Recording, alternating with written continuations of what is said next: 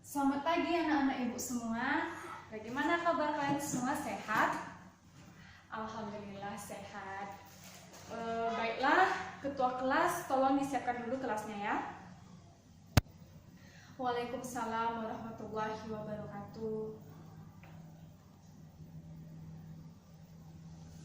Amin. Baiklah, sebelum kita mulai pelajaran, ketua kelas tolong dihapus dulu ya papan tulisnya, dan untuk anak ibu yang lainnya, kalau ada sampah di dalam lacinya tolong dibuang ke tong sampah. Setelah itu silahkan duduk ke tempatnya masing-masing ya. Satu lagi tolong ya anak-anak ibu, ini mejanya tolong diluruskan, soalnya dari depan ini kelihatannya mencong ya. Ya. Baiklah, kalau sudah semuanya silahkan duduk di tempatnya masing-masing ya. Baik. Sebelum kita mulai pembelajaran, ibu absen dulu ya kalian ya. Siapa yang hari ini tidak hadir? Ada yang sakit? Rani? Ketua kelas ada surat izin sakitnya? Ada ya? Baiklah, kalau begitu hanya Rani saja yang tidak hadir ya. Oke. Baiklah, kalau begitu mari kita doakan bersama-sama, semoga Rani bisa cepat sembuh dan kembali beraktivitas seperti semula. Amin. Baiklah anak ibu semuanya, sebelum kita mulai pembelajaran, ibu minta tolong semua yang tidak ada hubungannya dengan pembelajaran kimia silahkan ditutup dan silahkan dibuka buku kimianya. Baik. Nah, baiklah, ibu sekarang mau bertanya kepada anak-anak ibu semuanya. Semuanya sudah selesai kan? Sudah siap? Sudah siap belajarnya? Oke. Nah, sekarang ibu ingin bertanya. Ini nampak ya semuanya? Jelas kan? Nah, sekarang ibu mau tanya, ini gambar apa? Ada yang tahu? Iya? Iya Trinur? Karbon. Yakin karbon? Oke, betul. Nah, kalau ini gambar apa? Ada yang tahu? Iya Zaki, silahkan. Natrium, yakin? Oke, betul. Kalau ini gambar apa? Nampak ya semuanya? Ada yang tahu? Iya, Yola silahkan. Kalsium, yakin? Oke, betul. Nah, sekarang ibu mau bertanya lagi nih. Apa yang pertama kali kalian pikirkan ketika ibu menunjukkan gambar-gambar itu? Selain kalian melihat simbolnya ya, apa yang kalian pikirkan di kepala kalian? Apa? Ada yang tahu bisa jawab? Nah, pertama kali ketika ibu melihatkan gambar itu, pasti selain melihat simbol, kalian juga melihat itu apa ya namanya? Bukan begitu, betul kan? Pasti yang pertama kali kalian itu kan, itu apa ya namanya? Nah, jadi untuk mengetahui dan untuk mengenal serta membedakan antara unsur yang satu dengan unsur yang lainnya, yang pertama kali yang harus kita ketahui itu adalah nama. Karena apa? Karena nama itu adalah dasar atau awalan untuk kita mengenal, bukan begitu? Nah, misalnya aja kayak kita manusia. Nah, ketika kita pertama kali bertemu, ya pasti kita perkenalannya apa? Nama kan? Seperti pelajaran yang ibu ajarkan pada minggu lalu, bahwa di dalam di dunia ini ya ada begitu banyak makhluk. Jadi untuk membedakan antara makhluk yang satu dengan makhluk yang lainnya, kita harus tahu apa namanya. Begitu juga dengan unsur-unsur kimia. Unsur-unsur kimia itu kan ada banyak jenisnya, ada banyak namanya kan. Jadi untuk mengetahui, untuk mengenal, kita harus tahu namanya terlebih dahulu. Kalau kita sudah tahu namanya, baru kita bisa mengenal unsur-unsur itu, kita bisa mengenal ciri-cirinya apa-apa aja, bagaimana keadaannya di alam ini, seperti itu bukan? Nah, kalau itu kan untuk unsur-unsur. Jadi untuk menghafal namanya kan kita tinggal hafal aja. Kan ada di dalam tabel periodik, kita tinggal menghafal aja. Nah, pertanyaannya sekarang, bagaimana dengan penamaan senyawa? Nah, sekarang ibu tanya nih, ada nggak yang masih ingat apa itu senyawa? Ada yang tahu? Iya, Trino. Betul, jadi senyawa itu adalah yang terdiri dari dua unsur yang berbeda yang terikat secara kimia. Nah, untuk penamaan senyawa itu dia ada aturan khusus yang mana kita menggunakan aturan dari internasional yang dinamakan dengan IUPAC. Nah, pada minggu lalu Ibu sudah mengajarkan mengenai penamaan senyawa organik. Nah, sekarang Ibu ingin bertanya nih kepada anak-anak Ibu semua. Siapa yang masih ingat apa itu senyawa organik? Angkat tangan. Iya, Tisa, silahkan. Oke. Ya, betul sekali. Jadi, senyawa organik itu adalah senyawa yang komponen penyusun utamanya itu adalah karbon yang mengikat atom hidrogen. Nah, sekarang Ibu mau nanya lagi nih sama Tisa. Apa dia hanya mengikat atom hidrogen saja atau bagaimana? Oke. Bisa kamu sebutkan unsur-unsur lainnya yang bisa diikat oleh atom karbon selain hidrogen? Oke, oksigen, betul. Nitrogen, betul. Sulfur, dan lain sebagainya, betul. Nah, senyawa organik itu kan berada pada makhluk hidup. Nah, di dalam makhluk hidup itu senyawa organik itu berupa apa? Ada yang bisa menjawab? Ayo silakan. Iya, Yurike. Betul, di dalam makhluk hidup senyawa organik itu berupa makromolekul. Nah, makromolekul itu terbagi lagi menjadi biomakromolekul yang mana penting bagi tubuh kita. Nah, sekarang siapa yang bisa menyebutkan contoh biomakromolekul di dalam tubuh kita? Cukup 3 saja. Ada yang tahu? Ayo, siapa yang bisa? Iya, Mutia. Karbohidrat, betul. Protein, betul. Lemak, oke. Sekarang pertanyaan terakhir nih ya. Siapa yang bisa membedakan antara senyawa organik dengan senyawa anorganik? Ada yang bisa? Iya, Titin. Betul. Ya. Oke, jadi senyawa organik dan anorganik itu berbeda ya. Kalau senyawa organik itu dia berada pada makhluk hidup. Sementara kalau anorganik itu dia biasanya berupa mineral. Terus dari segi titik didih dan titik leleh juga berbeda. Kalau titik didih dan titik leleh organik itu lebih rendah dibandingkan dengan anorganik. Nah, berarti pembelajaran kita pada minggu kemarin anak-anak Ibu masih ingat ya? Berarti kalian sudah paham ya? Nah, baiklah, kalau begitu sekarang mari kita lanjutkan pembelajaran kita, yaitu penamaan senyawa anorganik. Nah, adapun tujuan pembelajaran kita pada pagi hari ini yaitu siswa dapat menjelaskan tata cara penamaan senyawa biner dan senyawa poliatomik berdasarkan aturan IUPAC. Baik,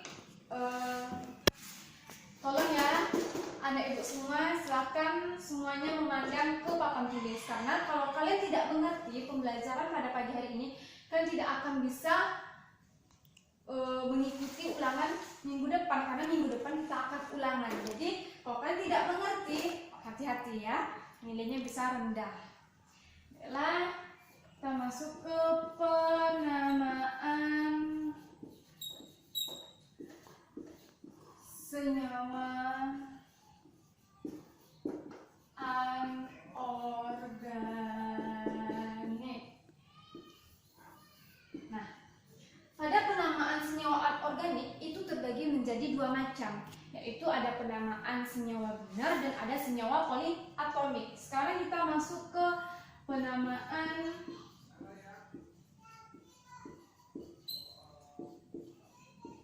biner. Nah, penamaan biner ini juga terbagi menjadi 2 macam, yaitu ada penamaan antara logam dengan non-logam dan non-logam dengan non-logam. Sekarang kita masuk dulu ya ke yang pertama, yaitu penamaan logam dan non-logam. Baiklah. Nah, sebelum ibu tanya, sebelum kita masuk ke materi, ibu ingin bertanya, apa itu unsur logam dan apa itu unsur non-logam? Ada yang tahu? Silahkan angkat tangannya. Iya, Tini, silahkan. Oke, iya betul. Jadi unsur logam itu adalah unsur yang berada pada golongan 1, 2, 3. Sementara unsur non-logam itu adalah unsur yang berada pada golongan 5, 6, 7, dan 8. Nah, baiklah. Tini, sekarang ibu mau tanya, coba kamu sebutkan satu contoh dari unsur logam. Ya, terserah saja. Natrium. Natrium berada pada golongan 1A, berarti dia termasuk logam. Nah, sekarang ibu mau tanya ke Yola, contoh dari non logam. Kamu sebutkan satu saja. Klorin. Klorin itu berada pada golongan 7A, berarti dia termasuk non logam. Nah, bagaimana dengan tata nama senyawa biner logam dengan non logam? Nah, adapun penamaannya, ya, logam diikuti dengan non logam, lalu diberi akhiran ida. Nah, kita contohkan ini ya. Natrium, natrium logam kan, natrium. Klorin, klorin ditambah ida jadi klorida. Adapun namanya menjadi natrium klorida.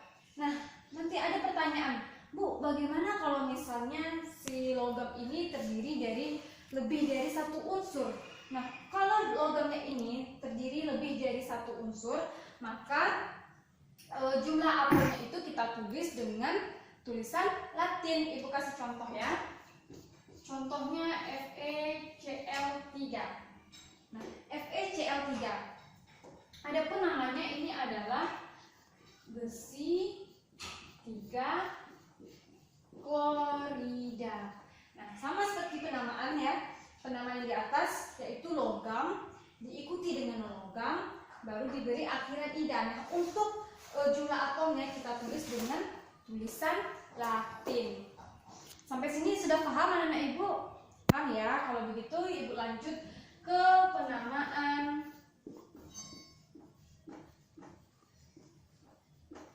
non-logam dan non-logam. Nah, sebelumnya ibu mau tanya dulu nih. Nah, tadi kan logam dengan non-logam. Logam dengan non-logam, atau biasanya kita sebut dengan senyawa ion ya. Ini senyawa ion. Nah, senyawa ion itu kan terdiri dari positif dan negatif. Nah, kalau di sini NaCl, yang mana positif, yang mana negatifnya? Ya, siapa yang bisa? Ayo. Iya, Nisa silahkan. Ya, di sini yang positifnya itu natrium ya, karena dia berada pada golongan 1A, maka dia hanya memiliki satu muatan. Cl ini juga memiliki satu muatan, yaitu muatan negatif, sedangkan natrium muatan positif. Makanya dia termasuk senyawa ion karena dia terdiri dari muatan positif dan muatan negatif. Nah, kalau non logam dengan logam, bagaimana dengan penamaannya? Yaitu non logam pertama diikuti dengan non logam kedua, dan non logam pertama diikuti dengan non logam kedua diberi dengan akhiran ida. Ibu kasih contoh satu ya. Contohnya adalah CO2. Nah, C ini kan non logam, oksigen juga non logam, berarti dia non logam pertama diikuti non logam kedua diberi akhiran ida. Lalu nanti ada pertanyaan, Bu, bagaimana kalau misalnya unsur logamnya itu lebih dari satu? Maka kita kasih dengan penamaan Yunani. Nah, seperti ini, kita kasih namanya ya. Ini namanya adalah karbon dioksida. Kenapa dikasih nama di? Karena oksigennya lebih dari 2. Makanya kita kasih penamaan di depan si non logam yang kedua. Jadi ibu minta kepada anak-anak ibu semua, tolong dihafal penamaan Yunani, karena minggu depan ibu juga akan mengetes mengenai hafalan kalian ya. Tolong dihafal ya.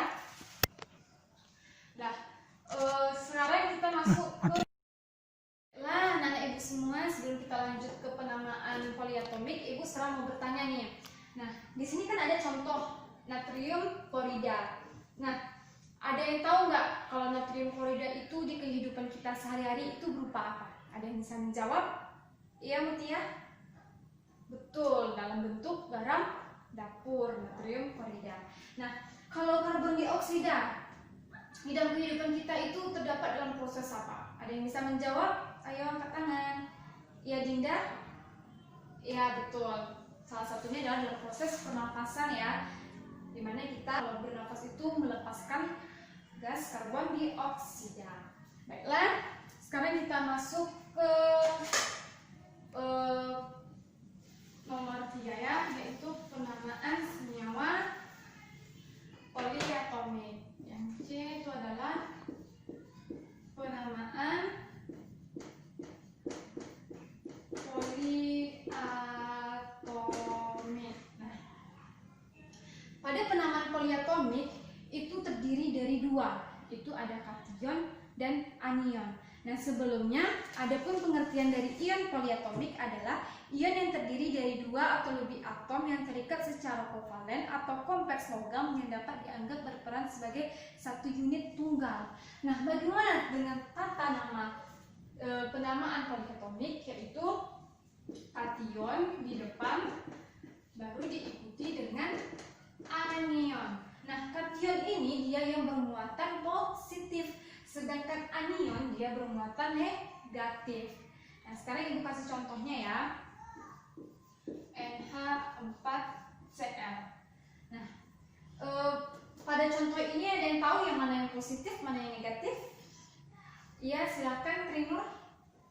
Ya, oke, betul. Berarti NH4 ini dia bermuatan positif, berarti dia sebagai kation. Sedangkan si Cl ini dia bermuatan negatif, berarti dia bertindak sebagai anion. Nah, untuk poliatomik kalian wajib hafal tabel dari kation dan juga tabel dari anion. Jadi di poliatomik ini kalian harus menghafal nama-nama dari kation dan nama-nama dari anion ya. Sampai di sini sudah mengerti semuanya?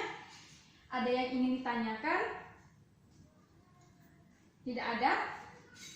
Atau ada yang masih bingung nih, Bu, saya belum mengerti. Ada yang bisa?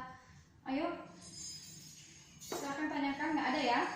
Baiklah, kalau begitu, kalau tidak ada yang bertanya, Ibu yang akan memberikan kalian games ya. Nah, adapun aturan dari games ini adalah Ibu sudah membentuk kalian menjadi 4 kelompok. Nah, nanti masing-masing kelompok itu Ibu kasih waktu selama 15 menit.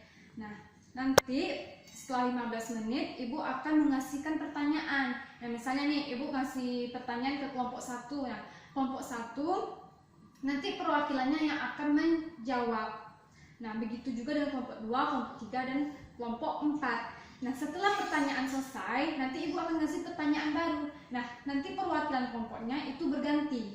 Ya, mengerti anak Ibu semua? Paham? Baiklah, kalau begitu ketua kelas tolong dibagikan kelompoknya ya. Ya, buat aja undiannya, nanti dibagikan ke teman-teman. Baik, kalau begitu Ibu kasih waktu 15 menit. Nah, nanti di dalam kelompoknya bagi yang masih ada yang kurang jelas atau ada yang belum mengerti, silahkan bertanya kepada temannya ya. Silahkan diskusi. Tapi diskusinya santai ya, tenang, tidak boleh ada yang ribut ya. Baiklah, kalau gitu Ibu tunggu 15 menit.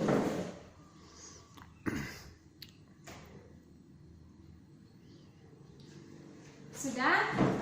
Ini sudah 15 menit ya. Berarti sudah bisa kita mulai. Oke, kalau begitu sekarang ini di sini sudah ada ya soal-soalnya. Sudah siap semua kelompok? Nah, nanti misalnya Ibu menunjukkan kelompok 1, silahkan jawab ini apa namanya, dan ini termasuk penamaan biner atau poliatomik, dan sebutkan alasannya. Jadi kalian menyebutkan ini penamaan apa dan sebutkan juga ya alasannya apa gitu ya. Paham ya semuanya? Sudah siap? Oke. Baiklah, Ibu mau bertanya kepada kelompok 3. Ya, kelompok 3. Ini apa? Ada yang tahu? Kelompok 3. Ya silakan saja, siapa saja perwakilannya silakan boleh. Aluminium hidroksida, yakin? Yakin? Oke, betul. Jadi ini aluminium hidroksida. Nah, ini termasuk penamaan apa? Penamaan poliatomik. Betul. Kenapa kalian menyebutkan ini penamaan poliatomik? Oke. Oh ya, betul. Karena dia terdiri dari kation dan anion. Berarti kelompok 3 sudah betul ya. Nah, sekarang Ibu mau bertanya ke kelompok 1. Nah, kelompok 1. Ini apa namanya? Dinitrogen monoksida, yakin? Oke, betul ya. Nah, ini termasuk penamaan apa? Penamaan biner. Biner apa? Oke, betul, non logam dengan non logam. Berarti kelompok 1 sudah benar ya. Nah, sekarang Ibu mau bertanya ke kelompok 4. Nah, kelompok 4 Ibu mau bertanya yang ini. FeCl3. Ini apa namanya? Besi klorida. Masa kan udah ada contohnya di depan. Besi 3 klorida. Oke. Nah, ini penamaan biner logam dengan non logam. Berarti kelompok 4 benar ya. Sekarang tinggal kelompok 2. Nah, kelompok 2 ini apa? Tembaga 2 hidroksida. Oke. Ini termasuk penamaan poliatomik, betul sekali. Yang mana kationnya, yang mana anionnya?